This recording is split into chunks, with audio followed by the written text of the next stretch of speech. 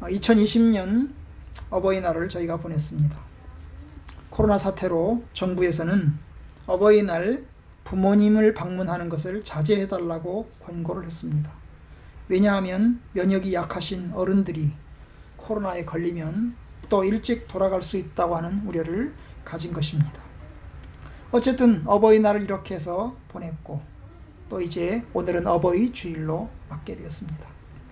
다른 교회에서는 이제 어버이날 되면 꽃도 이렇게 준비했다가 드리기도 하는데 저희는 그렇지 못했습니다. 왜냐하면 사실 우리 교회 성도들은 다 젊기 때문에 우리 자녀들 이런 사람들이 꽃을 마련해 가지고 우리에게 달아주기를 기대하는데, 이번에는 우리 아들들도 우리 딸들도 꽃을 안 달아줘 가지고 그냥 없는 채로 그냥 보냈습니다. 사실 저는 어렸을 때 부모님이 돌아가셨기 때문에 저 개인적으로는 결혼 전에 이미 부모님이 안 계셨습니다. 부모님이 없는 것이 지금 이제 저에게도 여전히 가끔씩 어려움이 있습니다. 저는 특별히 의사결정을 할 때 조금 느립니다. 어떤 일을 선택해야 될 때 두 개의 길 가운데 어느 결을 선택할 것이냐를 결정할 때 저는 부담을 갖습니다. 아마 부모님이 계셨다면 의논했을 것입니다. 제가 이 길로 갈까요? 저 길로 갈까요? 의논했을 것입니다. 아마 우리 자녀들은 엄마 아빠한테 의논을 합니다. 그죠? 이런 일도 있고 저런 일도 있는데 어느 게 좋을 것 같아? 의논할 것입니다. 그런데 저는 어렸을 때부터 부모님에게 의논하는 것을 하지 못했습니다. 부모님에게 의논하는 것을 하지 못하다 보니까 제가 결정해야 되는데 그 결정하는 것이 큰 부담이 되는 것입니다. 왜냐하면 잘못 결정하면 그것 때문에 당하는 피해와 고통을 고스란히 다 떠안아야 되기 때문입니다. 사실 우리의 자녀들은 이들은 하나하나 일이 있을 때마다 저에게 의논합니다. 그래서 이제 제가 도움을 주고 권면을 해줍니다. 그러면 의논하고 이제 하다 보면 실수할 가능성은 적는 것입니다. 나보다 인생이 많으신 분의 의견이니까, 나보다 오래 살아오신 분들의 생각이니까 그걸 들으면 도움이 됩니다. 현명한 대답을 해 주실 것입니다. 그런데 저는 그런 분이 안 계셨습니다. 그런 분이 안 계시다 보니까 저 혼자서 하려고 하니까 무척이나 힘들었습니다. 아마 부모가 없고 있고의 차이는 자신감의 차이일 것입니다. 부모가 있는 사람은 그래도 자신감이 있고, 부모가 없는 사람은 이 세상을 살아갈 때 자신감이 많이 부족합니다.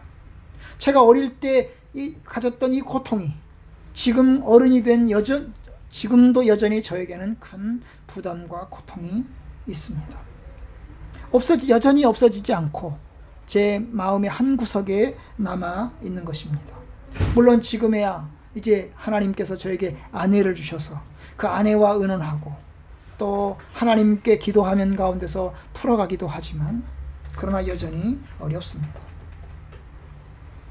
어찌되었든 어버이날은 저에게도 참 아쉽고 어려운 또 시간들입니다. 이제 결혼해서 나간 큰애가 임신을 해서 저도 이제 할아버지가 되게 생겼습니다. 아마 할아버지가 된다는 것은 저에게는 아마 또 다른 체험이 될 것 같습니다. 그죠?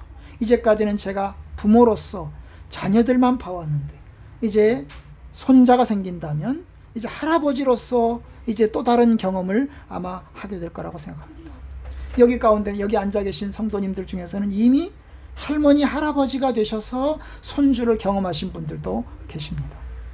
그러면 그 손주들을 위해서 이쁘고 또 그들을 위해서 기도하고 아마 그러시겠죠. 여러분, 그렇습니다. 이 세상에서 하나님께서는 우리에게 부모를 주셨고, 또한 우리가 또 자녀로서 성장해서 어른이 되면서 또 이제 부모를 공경해야 되는 것은 우리의 몫입니다. 여러분, 우리나라는 군사부 일체 문화입니다. 이 군사부라고 하는 것은 위정자, 왕, 통치자와 그리고 선생님과 그리고 부모가 하나라는 것입니다. 부모의 은혜 똑같다는 것입니다. 통치자의 은혜와 선생의 은혜와 부모의 은혜가 똑같다는 것입니다. 물론 부모의 은혜가 가장 중요할 것입니다. 왜냐하면 부모의 은혜는 내게 생명을 주셔서 내가 이 땅에 태어나게 하셨기 때문에 부모의 은혜가 가장 클 것입니다. 스승의 은혜는 내게 가르침을 주신 것입니다. 또 임금의 은혜는 내게 삶의 터전과 먹을거리를 제공해 주셨습니다.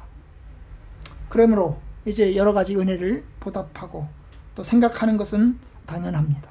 우리에게 가정의 달에 이제 부모님을 생각하고 선생님을 생각하고 또 이제 우리에게 위정자들을 주신 것에 대해서 생각하는 것은 당연할 것입니다. 그 중에서도 가장 중요한 것은 부모님의 은혜입니다. 왜냐하면 부모가 없으면 우리는 이 땅에 태어나지 못하기 때문입니다. 임금이야 내게 잘해줄 수도 있고 못해줄 수도 있습니다. 선생님이야 내게 가르침을 줄 수도 있고 주지 않을 수도 있습니다. 그러나 부모님은 나에게 절대적인 것입니다. 부모님이 없다면 우리는 이 땅에 존재할 수가 없는 것입니다. 성경은 뭐라고 말할까요? 오늘 제가 이야기하고자 하는 것이 바로 성경은 무엇을 말하는가 하는 것입니다. 여러분, 성경이 말하는 것과 세상이 말하는 것은 다릅니다. 성경이 부모를 공경하라 라고 말하는 것과 세상이 부모를 공경하라 라고 말하는 것은 다른 것입니다. 어떻게 다를까요? 하나님께서는 우리에게 주님의 말씀 가운데서 가르쳐 주십니다. 오늘 신명기서 6장을 우리가 보았는데요. 이 신명기서 6장에 보면 하나님께서 말씀하신 10계명 가운데서 한 부분으로 부모님을 공경하는 것에 관한 이야기를 합니다. 신명기서 5장 16절 제가 읽겠습니다. 너는 내 하나님 여호와께서 명령한 대로 내 부모를 공경하라. 그리하면 내 하나님 여호와가 내게 준 땅에서 네 생명이 길고 복을 누리리라. 여러분, 이 신명기서 5장에 아주 독특한 게 있습니다. 뭘까요? 그냥 내 부모를 공경하라 라고 말한 게 아니고 그 앞에 단서가 붙어 있다는 것입니다. 너는 내 하나님 여호와께서 명령한 대로, 내 하나님 여호와께서 명령한 대로 내 부모를 공경하라. 여러분, 부모를 공경하는 것은 세상 도덕이 아닙니다. 물론 세상 도덕으로도 합니다. 예수 안 믿는 사람들도, 하나님을 믿지 않는 사람들도 부모를 공경합니다. 그것은 당연한 것입니다. 부모를 공경하지 않으면 욕을 먹고 비난을 받습니다. 부모를 공경하는 것은 세상에서는 도덕적 당위에 해당이 됩니다. 그러나 여러분, 성경에서 말하는 것은 도덕적인 당위가 아닙니다. 그냥 비난받고 책망받을 정도가 아닙니다. 왜냐하면 내 하나님 여호와께서 명령하신 것이기 때문입니다. 부모를 공경하는 것은 하나님의 명령이라는 것입니다. 그러면 부모를 공경하지 않는 것은 하나님의 말씀에 불순종하는 것입니다. 그렇죠? 부모를 공경하지 않는 것은 하나님 말씀에 불순종하는 것입니다. 이 말은 부모를 공경하는 것과 하나님의 뜻에 순종하는 것과 서로 연결되어 있다는 것을 뜻합니다. 여러분, 부모를 공경하는 것은 세상적인 가르침이 아닙니다. 부모를 공경하라라고 하는 것은 그냥 도덕적인 가르침이 아닙니다. 그것은 하나님의 명령에 불순종하는 것입니다. 순종하는 것입니다. 만약에 부모님을 공경하지 않으면 그것은 하나님 보시기에 죄입니다. 그냥 세상 보기에 죄가 아니고 세상 보기에 비난받을 정도가 아니라 하나님 보시기에 그것은 죄입니다. 그러니까 이것은 종교적인 명령이고 신앙적인 명령이고 동시에 구원과 관련된 명령입니다.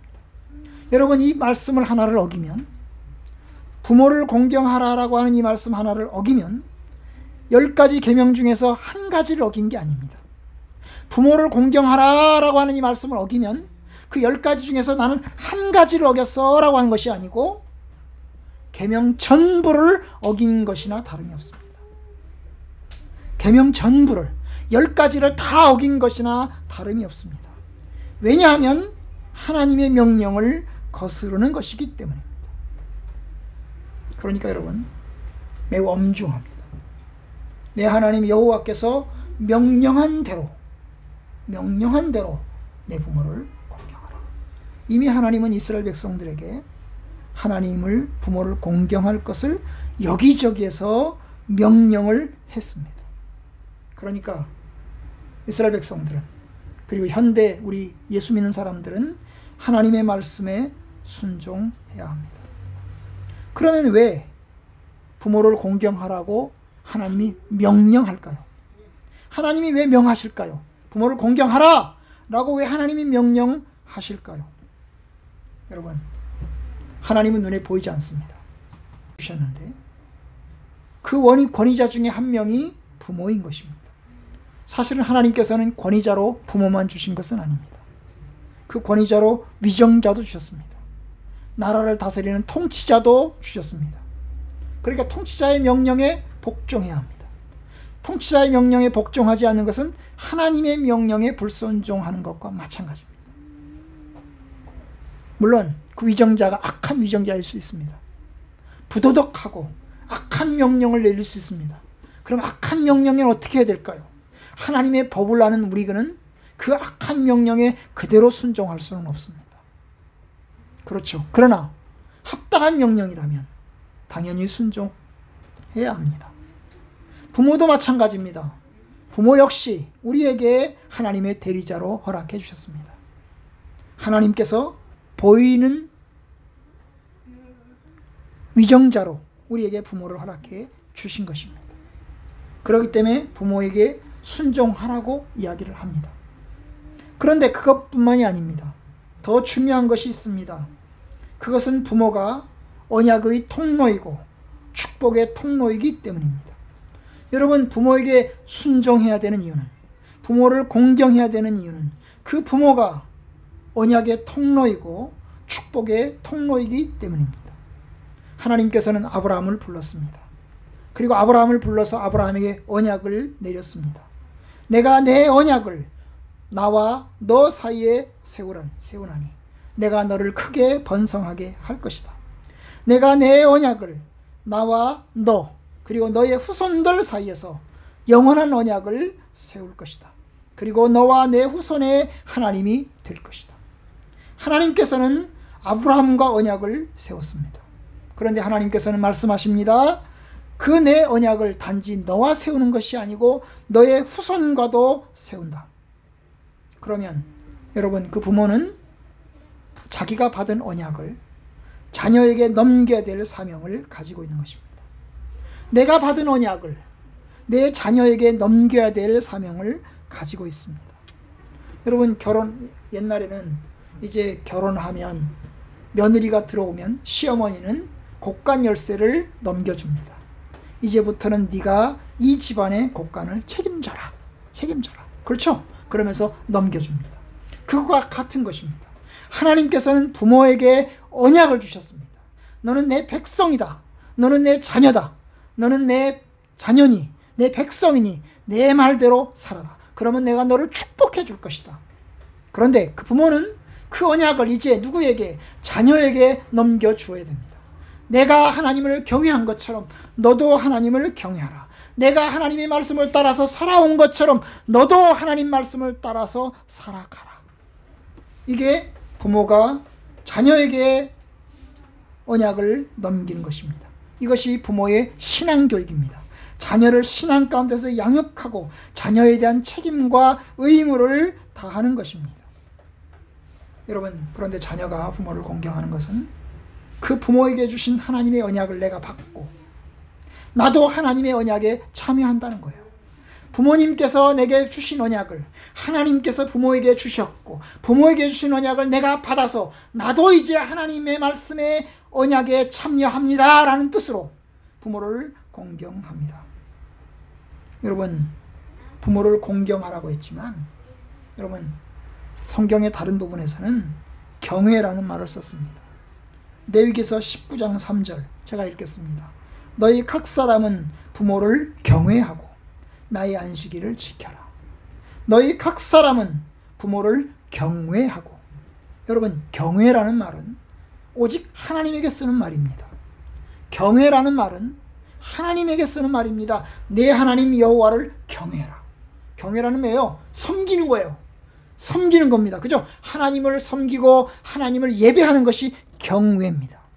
존경의 마음으로 그를 섬기고 받드는 것이 경외입니다. 그런데 레위기서 19장 3절은 이 하나님에게 쓰는 경외를 사람에게, 부모님에게 이야기를 합니다. 하나님에게만 사용하는 경외를 부모님에게 사용하면서 부모를 경외하고 부모를 섬기고 받들 것을 이야기를 합니다. 이것이 하나님의 백성입니다. 이것이 하나님의 말씀. 그러니까 부모를 공경하는 것은 세상 도덕과 다른 거예요. 세상 도덕과 다른 것입니다. 우리가 하나님의 언약의 백성이라면, 부모의 언약에 동참한다면 부모를 공경하고 경외하고 섬겨야 합니다. 여러분, 성경에서 부모가 하는 가장 중요한 역할 가운데 하나가, 부모가 하는 가장 중요한 역할 가운데 하나는 자녀들을 신앙 가운데서 양육하는 것입니다. 그리고 그 자녀들이 신앙 가운데서 살아가도록 기도하고 축복하는 것입니다. 이게 부모의 가장 큰 역할입니다. 여러분, 부모가 자녀에게 주는 가장 큰 역할이 뭡니까? 재산을 물려주는 겁니까? 학벌을 많이 갖추게 해주는 겁니까? 그렇지 않습니다. 여러분, 부모가 자녀에게 학벌을 많이 주었는데 가장 똑똑한 자식이 부모를 배신합니다. 가장 많이 배운 자식이 부모를 배신합니다. 그러니까 여러분, 자녀에게 물려주어야 할 게 뭘까요? 여러분, 사실 자녀들을 너무 잘 키워버리면 그런 말 있잖아요, 그죠? 잘 키운 자녀는 나라의 자식이 되고 뭐 그런 얘기 하잖아요, 그죠? 못 배운 자식은 내 자식이 된다, 그런 얘기 하잖아요. 너무 똑똑하게 자란 자식은 너무 잘나서 외국인 나가서 살아서 부모 만나러 오지도 못합니다. 심지어 부모가 돌아가신 다음에야 나타날 수도 있어요. 그런데 못 배운 자식은 내 옆에 항상 끼고 있어야 되잖아요. 내가 돌봐야 되잖아요. 그러니까 내 자식이라고 하는 거예요. 여러분, 이와 비슷한 것입니다. 이와 비슷한 거예요. 부모의 역할, 가장 중요한 역할은 돈을 주는 게 아닙니다. 학식을 주는 게 아닙니다. 부모의 가장 중요한 역할 가운데는 그 자녀가 내가 받은 하나님의 언약을 이제 그 아이가 받아서 그 자녀가 하나님의 언약 가운데 참여하도록 하는 것입니다. 여러분, 내가 하나님을 아버지라고 부릅니다. 부모된 제가 하나님을 아버지라고 부릅니다. 그런데 이제 우리 자녀들이 하나님을 아버지라고 부릅니다. 그럼 촌수가 이상하죠? 나도 하나님을, 부모된 나도 하나님을 아버지라고 부르는데 주영이 주은이도 시영이 시은이도 하나님을 아버지라고 부릅니다. 그럼 뭐가 되는 겁니까? 하나님 앞에서는 나와 우리 자녀들이 무슨 관계입니까? 형제 관계인 것입니다. 우리는 이 땅에서는 그냥 내가 부모고 우리 자녀들이 자녀이겠지만, 그러나 하나님 앞에서는 우리가 뭡니까? 나와 내 자녀가 평등한 형제 관계가 되는 것입니다. 내가 하나님을 아버지라고 부르니까 우리 자녀들은 하나님 할아버지 이렇게 하지 않지 않습니까? 여러분, 내가 하나님을 아버지라고 부를 때 하나님의 언약을 내가 받은 겁니다. 그러면 내가 이제 이 언약을 우리 자녀에게 전수해서 그 자녀가 하나님을 아버지라고 부르도록, 그래서 함께 하나님을 향해서 나아가는 것이, 그것이 부모의 사명입니다. 여러분, 우리는 예수님을 통해서 하나님의 자녀가 되었습니다. 예수 그리스도를 통해서 하나님의 자녀가 입양되었습니다. 똑같이 하나님의 자녀가 되는 겁니다. 내가 하나님의 자녀가 되었듯이 우리 자녀들도 하나님의 자녀가 되도록 하는 것이 우리 부모의 중요한 사명입니다. 여러분, 그래서 신앙의 부모들은 죽을 때 유언을 남길 때 뭐라고 유언을 남기겠습니까? 여러분, 다윗이 죽을 때 솔로몬에게 뭐라고 유언을 남겼습니까? 다윗의 유언이 뭡니까? 마지막 다윗의 유언이 뭡니까? 야, 너 잘 먹고 잘 살아라. 아닙니다. 뭐예요? 야, 형제들과 화목하게 지내라. 아닙니다, 여러분. 다윗은 그런 유언 남기지 않았습니다. 너 형제들과 사이좋게 싸우지 말고 잘 지내라. 동생들에게 잘 나눠주라. 그렇게 이야기하지 않았습니다. 다윗이 남긴 유언이 뭡니까? 내가 하나님을 섬겼다. 너도 하나님을 섬겨라. 네가 하나님을 섬기면 하나님이 너를 축복하실 것이다. 그러나 네가 하나님을 떠나면 하나님께서 너를 심판하실 것이다. 이게 다윗이 남긴 유언입니다. 솔로몬이 하나님의 유언을 받아서 하나님 말씀을 잘 섬기면, 하나님의 뜻을 잘 섬기면 형제를 돌보는 일은, 화목하게 되는 일은 그 다음에 자동적으로 따라갑니다. 여러분, 그러지 않겠어요? 근데 우리는 거꾸로 생각하는 거예요. 하나님을 맨 밑바닥에, 맨 뒤로 놓고 생각하는 겁니다. 사람끼리만 생각하는 거예요. 여러분, 그것이 부모의 사명입니다. 자녀들을 신앙 가운데서 하나님을 경외하도록, 하나님의 사람이 되도록 하는 것이, 그것이 부모의 사명입니다. 여러분들의 자녀들을 신앙 가운데서 잘 양육하는 것이 여러분들의 사명을 감당하는 것입니다. 오늘날 우리 자녀들이 이제 교회를 떠나서 신앙생활 안 하는 경우가 심심치 않게 많습니다. 이제 교회가 노령화되어 갑니다. 부모님들은, 부모님 세대는 교회를 다녔습니다. 그런데 자녀 세대는 교회를 안 다닙니다. 교회를 안 다녀요. 그래서 젊은이들은 엄마 아빠는 교회를 다니는데 자녀들은 이제 교회를 안 나가기 시작을 합니다. 부모의 언약적 책임, 부모의 사명이 온전하게 다 이루어지지 못한 것입니다. 너는 하나님을 경외하라. 내가 하나님을 경외해왔다. 너도 하나님을 경외하길 바란다. 그것이 너에게 축복이 될 것이다. 너에게 은혜가 될 것이다. 그거잖아요. 그뿐이 아닙니다. 여러분, 부모가 하는 두 번째 사명이 있습니다. 첫 번째 사명이 그 자녀를 신앙 가운데서 양육하는 것이라면, 두 번째 사명은 부모를 축복하는 것입니다.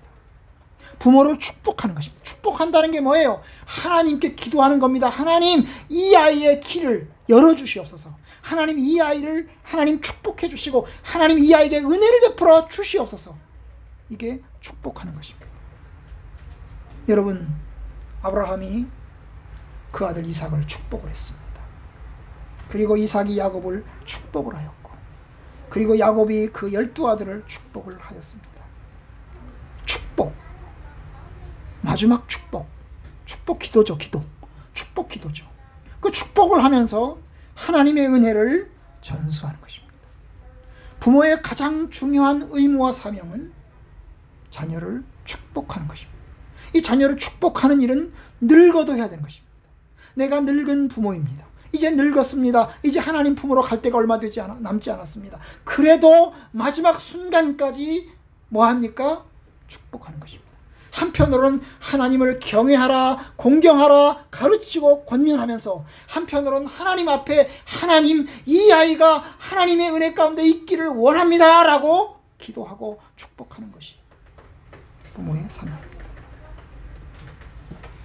하나님의 복을 축복 기도를 통해서 전달하는 것입니다.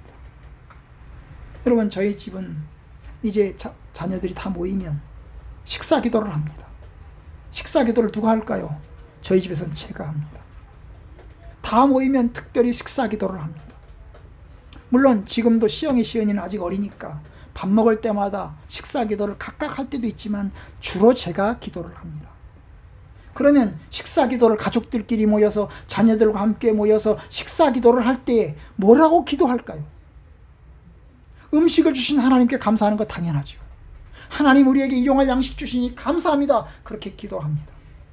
그리고 뭐라고 기도합니까? 식탁에 둘러앉은 자녀들을 일일이 이름을 불러가면서 그 자녀들을 위해서 축복 기도를 합니다. 여러분, 부모의 가장 큰 사명은 자녀들을 축복하는 것입니다. 아침마다, 저녁마다, 때마다, 일마다 그 자녀들을 위해서 기도하고 축복하는 것이 부모의 가장 큰 사명입니다. 아마 이 사명은 솔비 할머님도 여전히 남아있는 과업일 것입니다. 아마 부모로서 가장 큰 마지막 사명은 내가 없을 때라도 하나님의 은혜가 있기를 바란다. 그것이 기도죠. 여러분, 부모는 자녀를 공경하며 부모의 축복을 받습니다. 부모를 경외하지 않으면, 부모를 공경하지 않으면 부모의 축복을 받을 수가 없습니다. 저의 가장 큰 고난은 부모의 축복을 받지 못한 것입니다. 부모가 일찍 돌아가시는 바람에 축복 기도를 받지 못하고 자란 것이 저에게는 큰 아쉬움이고 큰 고통입니다. 여러분, 부모가 살아있는 동안에 하는 것, 축복 기도입니다. 여러분들의 자녀들을 위해서 아침마다 저녁마다 축복 기도를 하셔야 됩니다. 그것이 저와 여러분들의 사명입니다. 그래서 저는 지금은 내가 아침마다 우리 자녀들을 위해서 기도합니다. 그죠? 그게 저의 사명이에요. 제게 맡겨주신 사명이니까. 여러분, 부모의 사명은 자녀를 축복하는 어머니입니다. 날마다 욕하고 야 이 쌍놈의 쉣 그러면서 욕하고 저주하고 나가서 뭐 이런 욕을 하는 부모가 아니고, 정말 자녀를 정말 하나님 앞에 올려드립니다. 이 자녀를 주 앞에 올려드립니다. 주님, 이 아이를 책임져 주옵소서. 기도합니다. 나는 어찌할 수 없습니다. 하나님, 내가 이 아이를 어찌할 수 없습니다. 하나님, 아버지께서 이 아이를 바꿔주세요. 기도하는 겁니다. 여러분, 그러면 그 부모의 엄마의 가르침을 듣고 부모의 기도를 받으면서 삽니다. 부모가 축복의 통로입니다. 부모님의 축복이 자녀에게 전수되는 것입니다.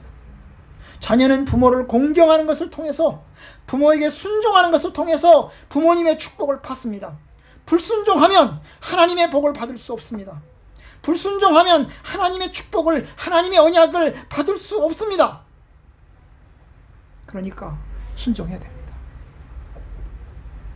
신약성경 우리가 읽은 말씀, 자녀들아, 주 안에서 너희 부모에게 순종하라. 주 안에서 너희 부모에게 순종하라. 이것이 옳으니라. 옳다. 마땅한 것이다. 그러면서 덧붙입니다. 뭘 덧붙일까요? 에베소서 6장에 보면 신명기도 그 이야기를 하잖아요. 그죠? 신명기 5장 16절에도 뭐라고 얘기합니까? 그리하면 네 하나님 여호와가 내게 준 땅에서 네 생명이 길고, 장수한단 말이죠. 생명이 길고 복을 누리리라. 복을 누리리라. 부모를 공경하는 것이 복을 누리는 길입니다. 부모를 공경하는 것이 자녀가 잘 되는 길입니다. 에베소서도 똑같은 이야기를 합니다. 표현만 약간 달리해서 말합니다. 내 아버지와 어머니를 공경하라. 이것이 약속이 있는 첫 계명이니, 약속을 가지고 있는 첫 번째 계명이니, 이로써 네가 잘되고 땅에서 장수하리라. 네가 잘되고 땅에서 장수하리라. 물론 부모에게 불효하고 제 마음대로 살면서도 잘되는 사람이 있습니다. 그러나 잘되면 얼마나 잘되겠습니까? 여러분, 부모를 공경하는 것을 통해서 하나님의 복을 전수받습니다. 그렇습니다. 하나님께서는 우리에게 하나님의 복을 전수하는 통로로 부모님을 주셨습니다. 그러니 부모에게 순종하시고 공경하십시오. 이것이 저와 여러분들이 사는 길입니다. 제발 부탁입니다. 부모님에게 잘하십시오. 살아있는 동안 잘하십시오. 죽고 난 다음에 제사 드린다고 오두방정 떨지 말고 살아있는 동안에 잘 모십시오. 잘 섬기십시오. 예수를 믿게 하시고 신앙을 갖도록 권고하십시오. 사실 부모님이 일찍 죽는다는 것은 자녀에게 큰 비극입니다. 축복의 기도가 그치는 것이기 때문입니다. 이제 말씀을 맺도록 하겠습니다. 부모를 공경하는 것이 제가 잘 되는, 여러분들이 잘 되는 길입니다. 부모님이 여러분들에게 하는 말은 여러분이 잘 되게 하기 위한 권고이고, 여러분들을 위한 염려의 권고입니다. 그 권고에 순종하고 따르십시오. 부모를 거역하고 잘된 자식 없습니다. 부모를 무시하고 잘된 사람 없습니다. 부모를 잘 섬기는 사람이 하나님의 은혜를 입고 주의 축복을 받습니다. 여러분, 사실 부모님은 이제 지금은 그냥 내가 부모님과 나로 자녀로서 있겠지만 어떤 의미에서 우리는 이제 동등한 자녀잖아요. 하나님의 안에서 형제잖아요. 부모님도 하나님을 아버지라고 부르고, 죄송합니다. 아버지라고 부르고, 나도 하나님을 아버지라고 부르고, 내 자녀들도 하나님을 아버지라고 부르는 형제 관계잖아요. 형제 관계. 이제 동등하게 하나님 앞에서 하나님을 섬길 겁니다. 동등하게 하나님을 섬깁니다. 그런데 여러분, 그런 상황에서 형제가 되긴 하는데 그래도 부모님을 잘 공경하고 살아서 잘 섬기시기를 주님의 이름으로 축원합니다. 불순종하지 마시고 부모님의 유언과 가르침에 잘 따르시길 바랍니다. 제발 청개구리 자식처럼 되지 마시길 바랍니다. 살아있는 동안은 맨날 속썩이다가 죽고 난 다음에 개굴 우는 그런 청개구리는 되지 마시기 바랍니다. 내가 잘했을걸, 내가 그때 잘할걸 하지 마시길 바랍니다. 살아있는 동안에 잘 섬기시고 부모의 언약과 부모의 가르침을 받아서 부모님의 언약이 나의 언약이 되고 부모님의 신앙이 나의 신앙이 되고 부모님의 말씀이 나의 말씀이 될 수 있도록 여러분이 잘 받으시고 섬기시기를 주님의 이름으로 축원합니다. 그리고 이제 어머님이 되신 분들은, 부모님이 되신 분들은 이제 남은 생애 동안 자녀들을 위해서 축복의 통로로서 열심히 기도하시고 축복하시고 권고하시는 그런 삶이 되기를 주님의 이름으로 축원합니다.